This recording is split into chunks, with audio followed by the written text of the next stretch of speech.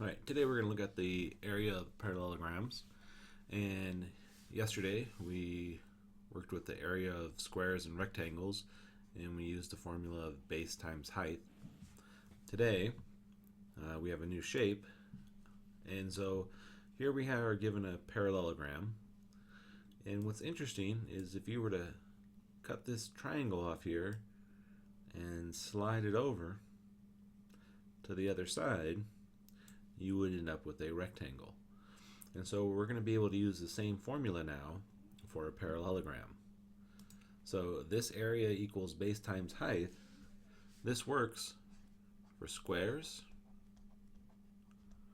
rectangles,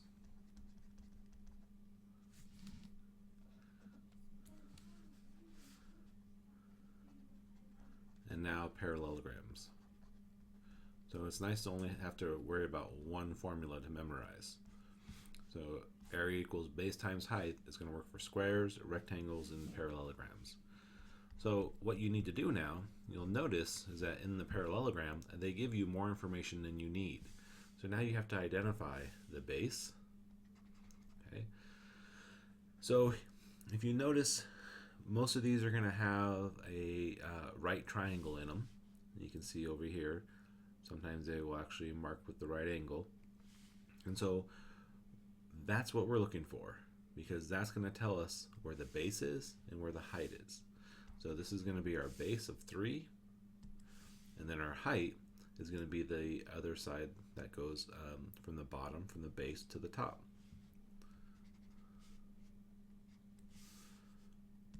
Alright, so my base here is 3. My height is 9.5. So again, just off to the side, multiply it. So 3 times 5 gives us 15. 3 times 9 is 27, plus the 1 is 28.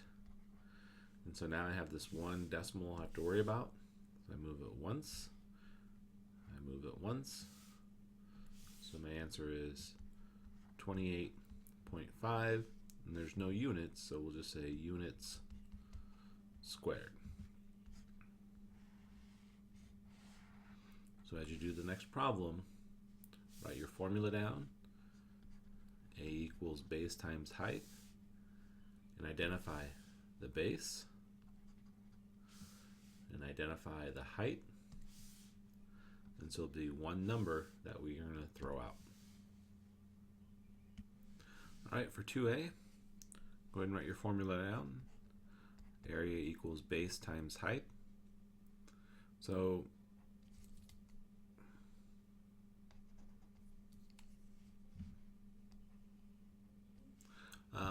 our base here is going to be 3x. Again, you notice the right triangle or the right angle. And then our height is going to be here. So now in this problem, they give us that x is 7. So I know that this one right here is 7. Well, this is 3 times x. And so 3 times 7 is going to give us 21. So my base is 21. My height is 7. Again, you don't need a calculator. Just multiply it. That gives us 147. There's no unit, so we'll just say units squared. So the area of the parallelogram is 147 units squared. Go ahead and try 2b on your own. Alright, so we have the area equals base times height. So in this problem, they tell us that the area is 300, so we know that this is going to be 300. The base is going to be y, and the height, the one attached to the right angle, is going to be 15. So it's just going to be y times 15. So we're going to divide both sides by 15. And if you don't see the answer, just set up the division problem. 15 can't go into 3. 15 goes into 32 times. So 2 times 15 is 30. Bring down. 15 goes into 0 times.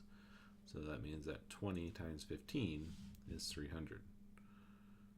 So that tells us that our base is going to be 20. Again, as you do 3b, always start with the formula and plug in what you know and just solve the equation.